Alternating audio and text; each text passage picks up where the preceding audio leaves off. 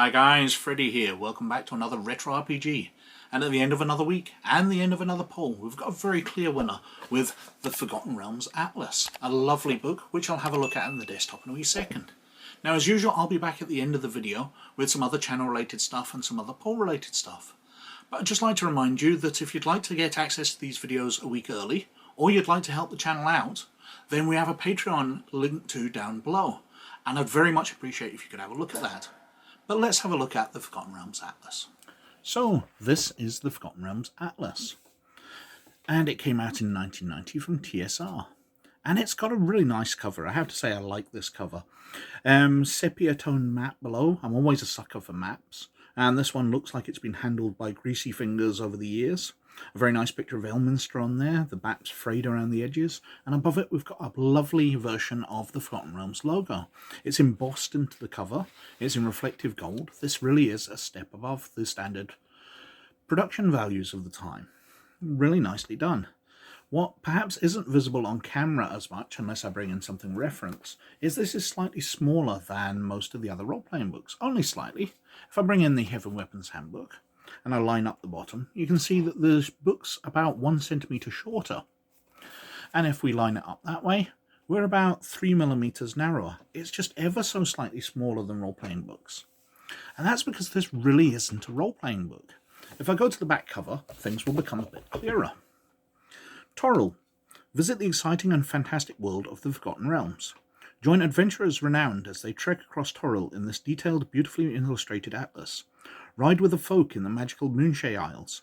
Brave the brutal elements of Icewind Dale. Follow the gods as they wreak destruction from the Dales to Waterdeep. Watch as empires of the East and West collide. Wynn Fonstad, author of the Atlas of Dragonlance World, the Atlas of Middle-earth, Atlas of Pern, and the Atlas of the Land, now brings you the spectacular and dynamic setting of the Forgotten Realms. So she's not writing it as a role-playing book. She's actually writing this based on the novels. She wrote the Atlas of the Dragonlance World based on the Dragonlance novels, and obviously Middle-earth, Pern, and the Land are based on the novels of those series. So this really isn't a role-playing book at all. It's more a guidebook for the novels which were out at the time. And when this was released, there was only a handful of novels, maybe 10 so. It details insides, we'll see exactly. But if we start flicking through, we can see the production values are very, very nice. It is by TSR, and they'd got everything together by this point in time. Production values look very nice. It's clearly laid out, it's easily legible. And inside, we've got an introduction by Ed Greenwood, the creator of the Forgotten Realms. And Jeff Grubb, who I believe at the time was the product line manager for Dungeons & Dragons. And then we go into an introduction to the book itself, going over the geography of the realms, with a large map of the Forgotten Realms. Now, it's not of the whole of planet TORIL. We're ignoring things like the setting of Al-Qadim, Mastica, and the other campaign worlds within the world of TORIL on the same planet. But it's the Forgotten Realms.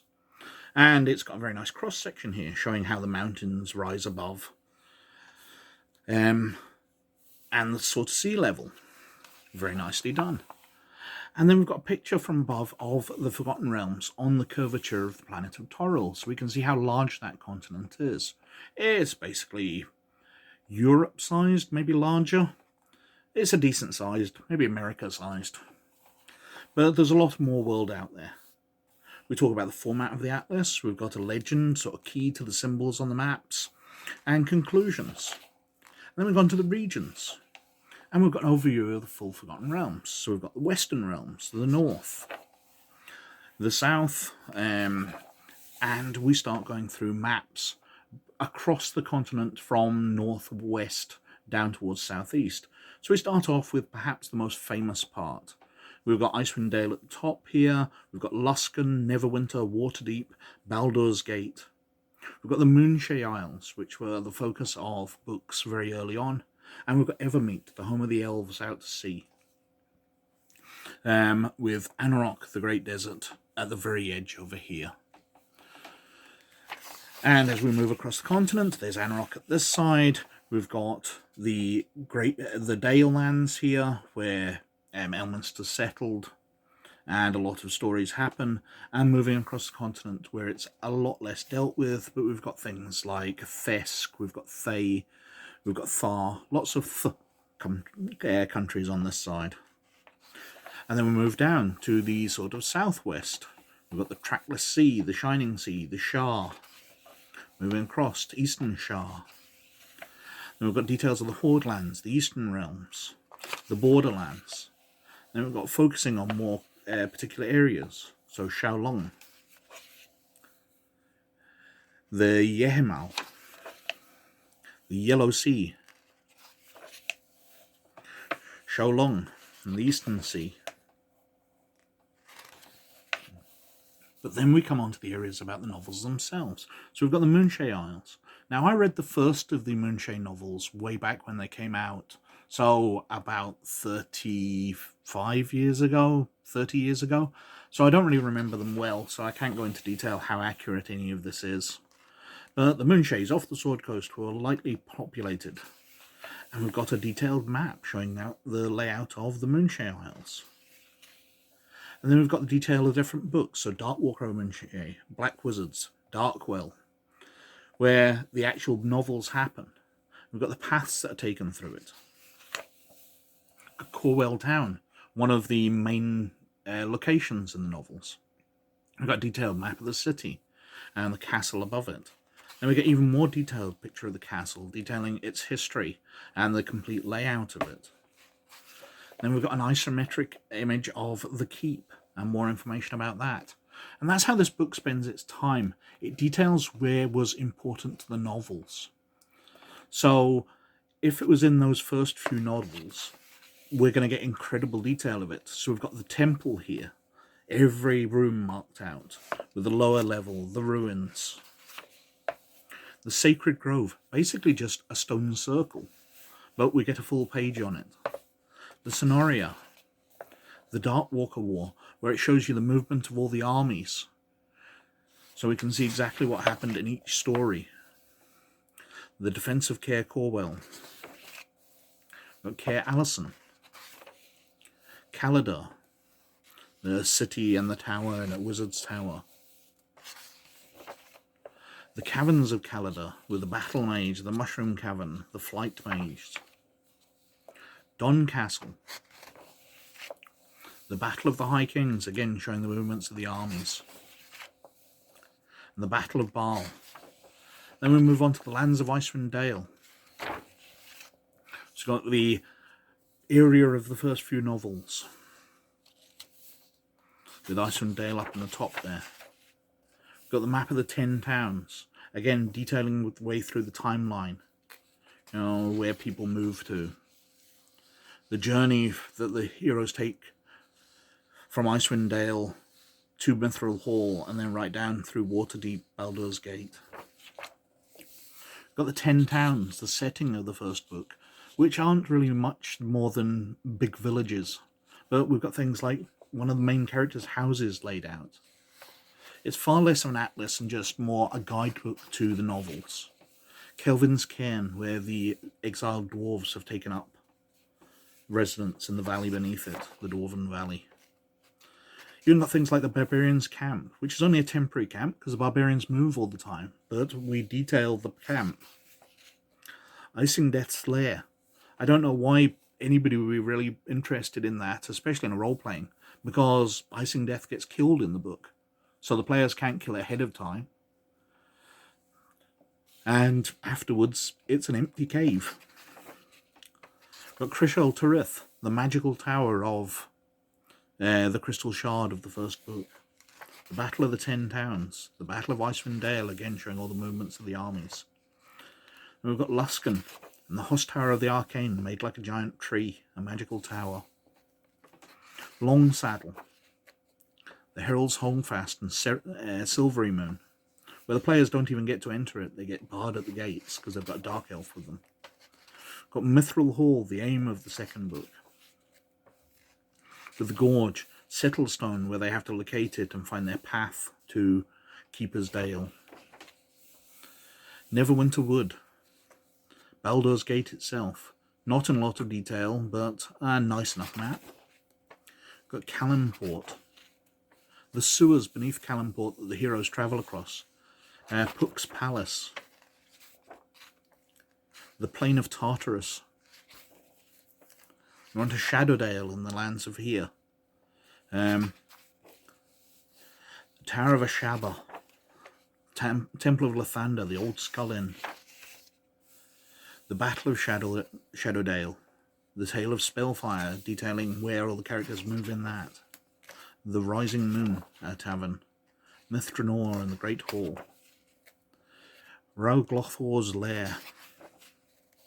The Tale of Pool of Radiance. Now this is perhaps where the source material is so obvious, because Pool of Radiance was an absolutely fantastic video game, but it's a 1990s video game. So we look at the map of Old Flan, and it is squares. It's a big square town. Everything's laid off, because that's how maps were in video games at the time. Everything had to be squares. I do find that quite amusing how exactly it is to the video game. Denlaw's Tower, the Cordona Textile House, Valhingen Graveyard and Valjevo Castle. Then we're on to the Tale of Azure Bonds, Mistlair, Shadow Gap, Ulash, Westgate, the Immersea, Tale of the Avatars, Zental Keep, Arabelle, Castle Kilgrave, Tilverton and Scardale. We've got Port Tantris, the Temple and the Tower, so the Temple of Torm there. Haunted Halls and Highhorn, Yellow Snake Pass, Dragonspear Castle. Here we are mostly through the book, and we haven't come on to the largest, possibly most important town in the realms yet. The Underground River, Merkel's Realm.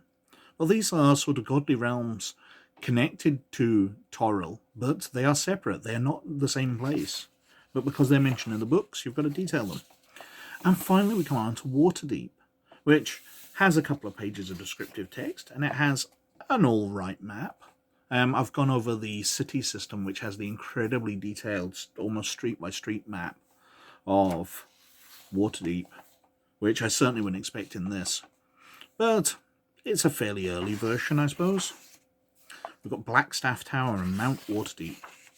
Then we've got endnotes, which details what novels it covers. So we've got the Azure Bonds, Black Wizards, the Crystal Shard, Darkwill, Darkwalker on Moonshae, the Halfling's Gem, Pool of Radiance, Shadowdale, Spellfire, Streams of Silver, Tantris, Waterdeep, and the Wyvern's Spur. So what is that, about 12, 13 books? They're also based on ad&d campaign sets, Cyclopedia of the Realms, the Forgotten Realms campaign set, Gazetteer the Horde, Karatur, the Eastern Realms, the Horde, and Forgotten Realms city system, which I just mentioned is a lot more detailed than that. They could have reproduced the map in far better. Various ad&d adventures are also used. But it details where on the maps they are, so you can find things. Flick through there. So we've got an index of place names. We've got the references. And basically we're coming to the end here. And there are no adverts or anything on the back. We've got a bit about the author. She and her husband Todd have 2 children, Mark 17 and Christy 13. They reside in Oshkosh, Wisconsin. And so that is finally the Forgotten Realms Atlas. And when I say finally, it's because I actually went to start recording that this morning. And 5 minutes after I started recording the video, my neighbour started up a compressor and decided to be using high pressure water to wash down their garden and their house. And for 4 hours solid, there was the buzz of a compressor constantly, so I couldn't record the video. But I finally got around to it, and that was the Forgotten Realms Atlas. And that won the poll with a massive 35% of the vote. Way ahead of the second position, which was Horrors of the Weird West for Deadlands D20, which got only 22%. And we got Denizens of Earthdawn Volume 1 on 15, and Apocrypha Now on 13, and Paranormal Animals of North America on 14%. So the 3 runners-up were all basically on the same. And as usual, or as I've been doing recently, I've decided to have a complete clean sweep again. And all the books there were from my bottom shelf of this book rack directly behind me. So this week I've gone on to the second shelf, just picking up random stuff which I know I haven't put in videos before. So this week we've got the Complete Book of Dwarves for AD&D 2nd edition. We've got Dwarves, Stone and Steel for our fantasy roleplay, one of the books out by Hog's Head. We've got the World of Warhammer book by Games Workshop, which is very much the Warhammer equivalent of this Atlas for the Forgotten Realms. It's more about the world and definitely not about the role-playing, because it's more based on Warhammer Fantasy Battle. It's an introduction to the world, not the games. So, an interesting book. We've got Chromebook 3 for Cyberpunk 2020. I've covered Chromebooks 1 and 2, so we're on to the third one. And Cold Hands Dark Hearts for Big Eyes Small Mouth. Now that used to be kind of a running joke on these videos, because it was in the first polls, and it always came last. It never got very much of the joke until I eventually eliminated it. But it's on the right shelf, so it's back in the poll this week. On other channel related stuff, well, I've been contacted by a couple of writers of role-playing games. The guys behind Cthulhu Eternal got in touch, and the author of Twilight 2013 got in touch. And I very much appreciate them talking to me. Basically, they've taken on board what I've got, and they do agree that I made some decent points, which I'm so glad of, because I did feel I was kind of harsh on both of those games. But I very much appreciate that they're willing to talk, and they didn't take it personally. I'm so glad of that. Thanks guys, very much appreciated. Other channel related stuff, well, I've not got much. I'll probably be going on to more details in the next live stream, which will be in about 3 weeks time now. But apart from that, I've nothing much more to say. So all I can say is thank you very much for watching. But as always, most of all, you look after yourselves, and I'll catch you later. Bye now.